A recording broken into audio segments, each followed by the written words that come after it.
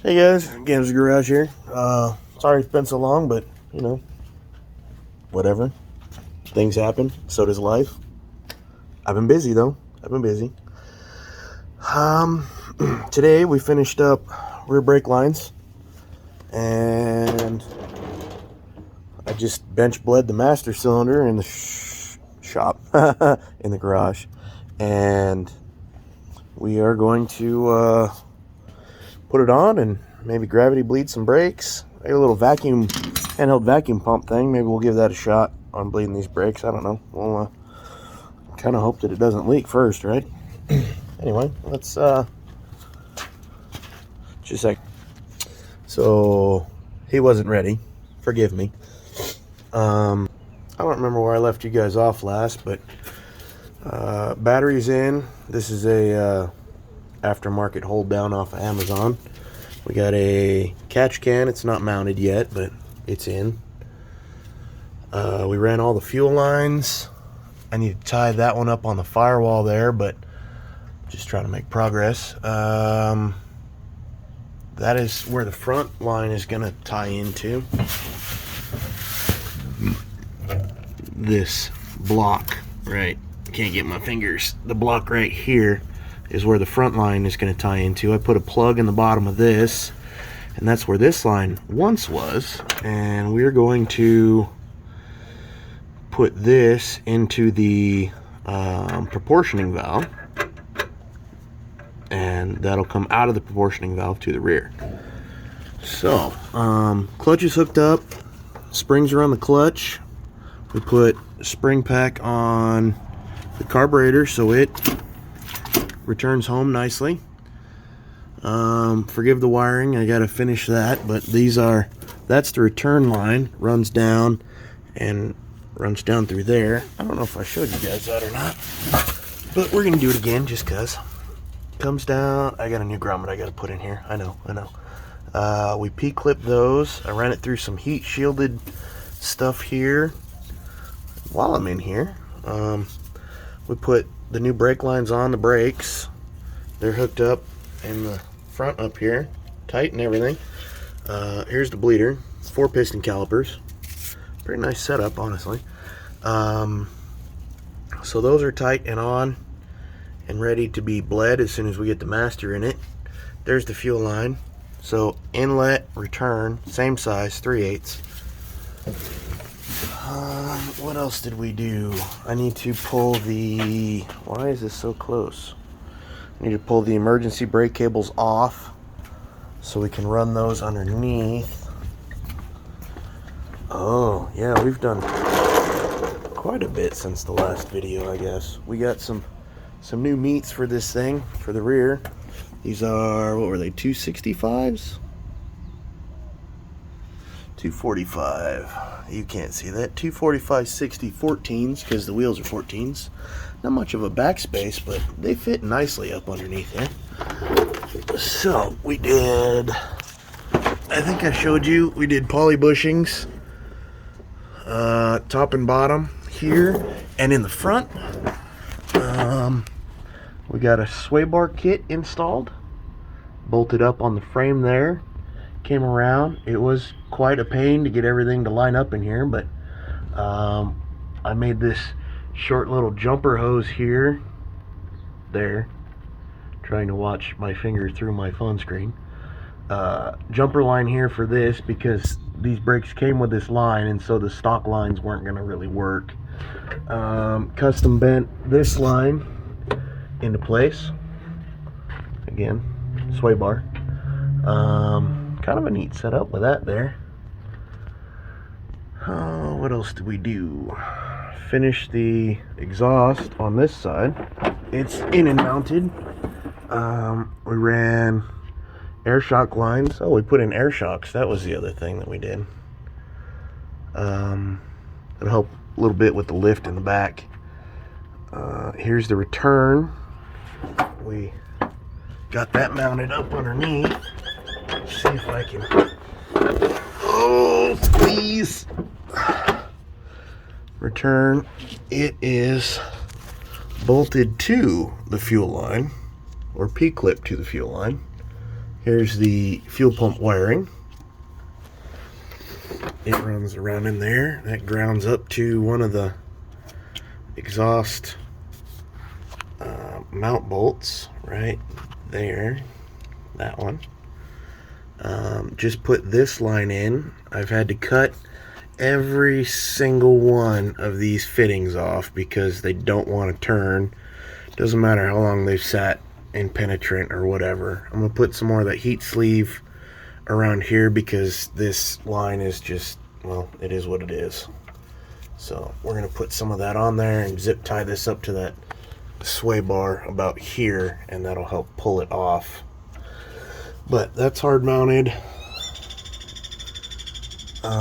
Drive shaft is in. Oh, stop it. Stop. My phone just, yeah, being silly. Sorry it's so close, but I'm literally right underneath the car. New U-joints. I haven't greased them yet, but we will.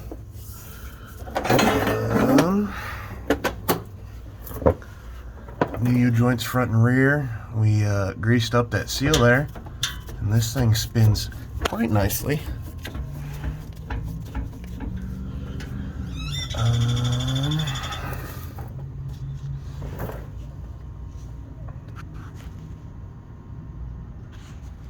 Shifters installed, and it works pretty good. I gotta put bolts in the, man, it's hard. I can see it just fine, but it's hard to get you guys on the angle. So right there is a stopper for the shifter, so like if you're really banging gears, it'll keep you from overthrowing the shifter. So anyway, we'll put that in. Bolts front and rear on that. There's that heat sleeve I was talking about. We put it over the fuel line. Parking brake cable, I gotta put those back in still. I believe that's the fuel pump wiring I had to finish. We're gonna put the O2 sensor in, like on the top side of this pipe here, where it's clear, because I think that's what was gonna work the best. And yeah, better look at the air shocks. We got those tied up. Got the line zip tied to the sway bar and then up across the middle following the fuel return line. You can kind of see it way back in the back there. Yeah, those ones. Anyway, so that's all in. I know. Just fire it up. We want to hear it. I know. Well, all kinds of stuff I got to do first. So, you know, it's almost there. We're almost done. I'm trying. We're trying. These were the rears. We took them off and put them on the front. The fronts had some, the whole reason we did that was the fronts had some cracking from sitting for, I don't know, 6 or 8 years, something like that. So anyway, there's fuel pressure regulator. That's after the carb.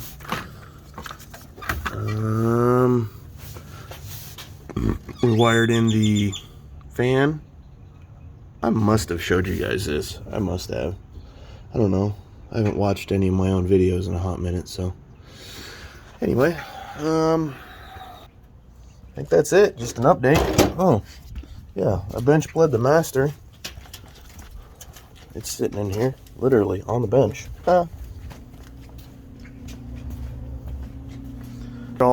It's a mess, but there's the master, and we're going to cycle it all the way.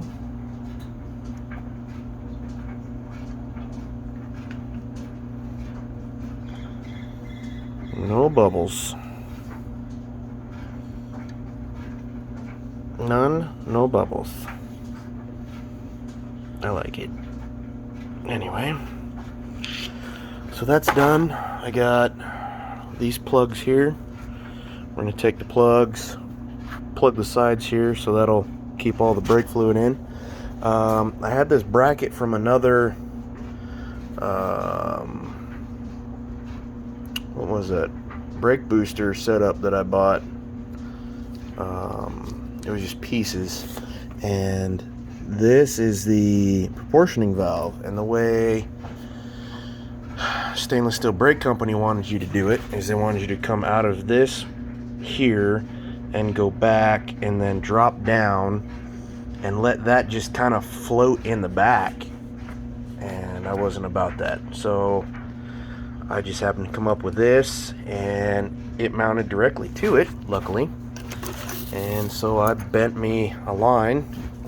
It'll go in this side here like that, and then it comes over to this side. And I've had it in numerous times, so I know it works, so don't be all freaked out about it. And then this, why is that so close? Zoomed out. Okay, this is going to screw into this one, and that runs around to that front brake T splitter deal, and that will give us front brakes. Where's my trash bucket?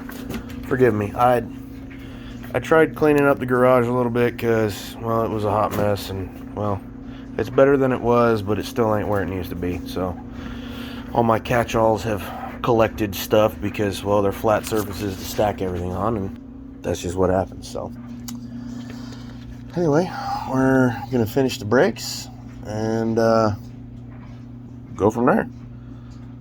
I think I gotta finish wiring. I probably got half a day of wiring, maybe.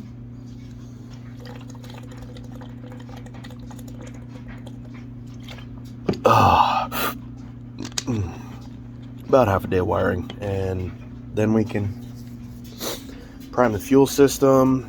Gotta bleed the brakes.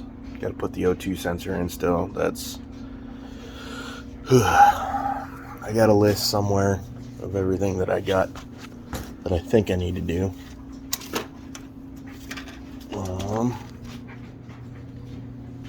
Oh yeah, the shifter handle we sent out to get that leather wrapped. Got to wire in the rev limiter button, O2 sensor, O2 bung, master brake lines and bleed, wires. Pretty much. Oh yeah, put fluids in, adjust the hood, all that other good stuff. So anyway, yeah, we'll see you guys the next time I make an update video.